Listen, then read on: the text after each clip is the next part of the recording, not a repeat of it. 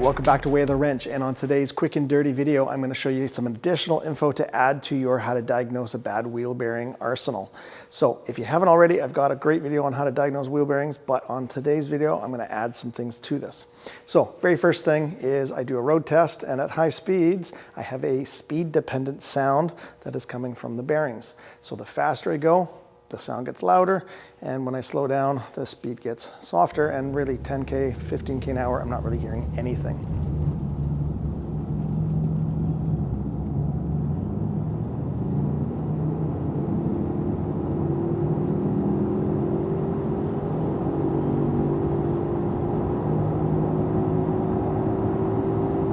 So that's the first indicator I have a bad wheel bearing.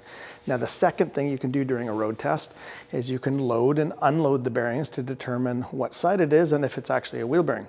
So what you do is you find a safe space to do this at speed, and you do some hard left and right kind of movement. Think like high speed highway exits, lefts and rights.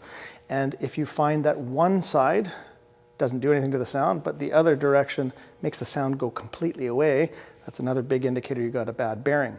Now what's happening is if you are turning in one direction and the sound gets quiet, what you're doing is you are unloading the side that's got a bearing that's got a problem, and because it's unloaded, it's not making as much noise. And then when you come back from your turn and go straight ahead, you're back to loading that bearing and it's making some noise.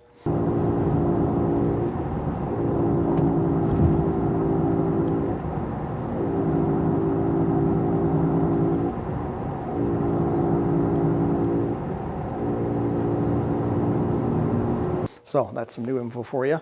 Now we're back to how do we diagnose this for sure, 100%?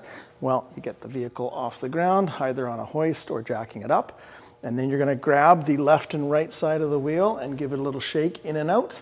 And if there's play this way, and there's also play up and down, then you've got a bad wheel bearing. So this one does have a little play, and I'll be quiet and crank up the volume in post-edit so you can actually hear it. Okay, that's my bad wheel bearing. Now, the third and final thing that I want to share with you today is that when you think you've got a bad wheel bearing, another trick you can do in case you can't feel the play is you can spin this up and listen for some sounds, which we already know about, so I'll let you hear this one.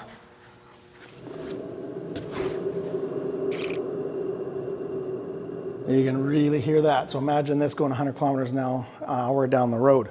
And to give you an idea, this is the front wheel bearing with absolutely no bearing issues.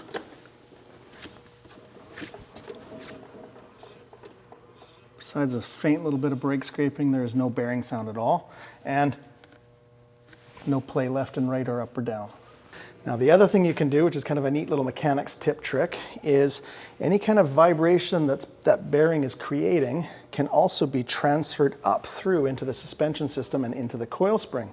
So all you do is you get the wheel spinning nice and fast as you can get it, and then put your hand very lightly on the coil spring of your McPherson strut, and you will feel those vibrations. It'll feel like little taps or little crunchy kind of stuff going on. So that's another little tip, and I don't know how much I can share that with you. Get it spinning, lightly touch the spring, and you can actually kind of feel that.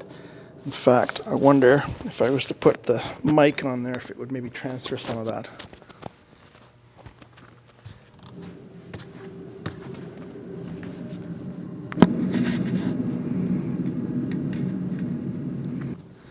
I won't know until I get edited if that actually worked or not, but if it did, that'll be kind of cool. So there's some more info for you for wheel bearings. Hopefully that was helpful for you guys. If you haven't already, why don't you follow us on Instagram? That way you get all the behind the scenes stuff going on in the shop. And until next time, take it easy.